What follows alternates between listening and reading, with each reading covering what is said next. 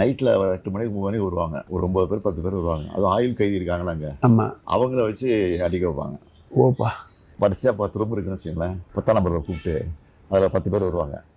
அடி எங்களுக்கு சத்தம் கேட்கும். நாங்கள் 1ஆம் நம்பரில் இருக்கோம். அப்போ எங்களுக்கு வர வரைக்கும் நாங்கள் பயந்துட்டு உட்காந்துருக்கணும். அடிச்சு முடிச்சாவிட்ட தெளிச்சிடுவோம். எழுதி கொடுத்துரு, நான் கட்சி விட்டு விளைக்கிறேன் அப்படின்னு கேட்பாங்க. ஒரு 5-6 பேர் எழுதி கொடுத்துட்டாங்க. பயந்து அடி தாங்க முடியாமல் நாங்களாம் முடியாதுன்னு சொல்லிட்டோம். உயிரே போனாலும் நாங்கள் வந்து பண்ண முடியாதுன்னு சொல்லிட்டோம். மிஸ்ஸாங்கிறது மெயின்டெனன்ஸ் ஆஃப் இன்டர்னல் செக்யூரிட்டி. அது வந்து கோர்ட்டுக்கு போக முடியாது. இப்படி 4 மாதம் அப்படியே இருந்தோம். அதுக்கப்புறம் தலைவர் என்ன பண்ணார், ஜெயிலில் இருக்கிற எங்கள் குடும்பத்தெல்லாம் பார்க்கணும், கைதிகளை பார்க்கணும், அலோவ் பண்ணலைன்னா நாங்கள் ஜெயில் வாசல் வந்து உண்ணாவிரதம் போகிறோம் அப்படி தலைவர் அனௌன்ஸ் பண்ணிட்டார். பயந்து போய் என்ன பண்ணிட்டாங்க, இன்டர்வியூ கொடுத்தாங்க. ஃபஸ்ட்டு தலைவர் கொடுத்தாங்க. தலைவர் தான் பார்க்க மாட்டேன்ட்டார். கட்சிக்காரனா எவ்வளோ பேர் இருக்கான், என் பிள்ளைய பார்க்க ஃபஸ்ட்டு பார்க்க மாட்டேன், அவங்களெல்லாம் அலோவ் பண்ணுங்க, பண்ண பிறகு நான் பார்க்குறேன் சொல்லிட்டேன்.